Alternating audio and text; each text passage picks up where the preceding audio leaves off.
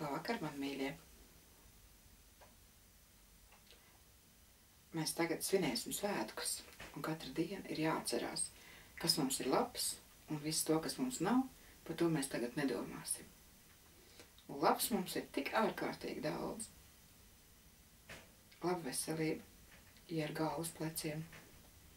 Labi draugi, ja mēs viņus meklējam. Mīļa ģimene, ja mēs viņu vēlamies. Viss jau ir ārkārtīgi vienkārši. Un nekad neko nevajag sarežģīt. Un varbūt tiem pieaugušiem, kam jau ir sirmata, vajadzētu mācīties no mazbērniem, no tiem maziem bērniņiem, kam šodien ir tikai varbūt 3-4 mēneši, jo viņi ir daudz gudrāki nekā iepriekšējās paudzes.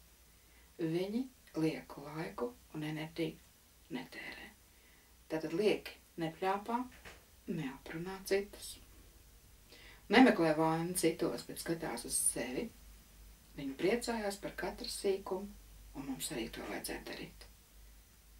Un tā kā šie svētki ir dzimšanas diena, un tā valsts jau esam mēs, mums ir jābūt pateicīgai šai zemē, kas mūs nes un piecieš, jo mēs nevienmēr protam uzvesties. Un tā kā vajadzētu mācīt, uzvesties, teikt paldies, jo šī zeme tāda mums ir vienīgā.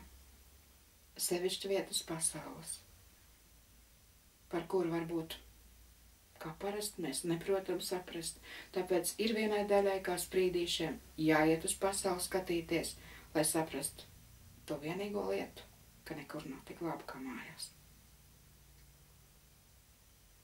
Un tad mums ir pasakas, un tautas dziesmas, un paronas. Un, protams, kad lai jums būtu katru dienu labs garstāvoklis, tagad vajag atcerēties vienu. To pasaku par zelta ziltiņu, kas grib visu, tas nedabū neko.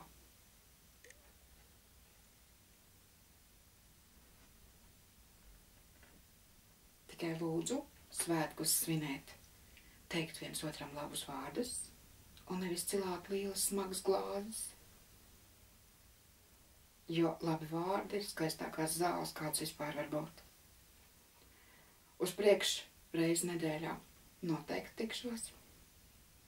Nevajag jau daudz, bet jā, mēs katrs, un tā kā Latvijā to iedzīvotāji daudz, viens otram pateiksim katru dienu 2 jaukus vārdus. 3.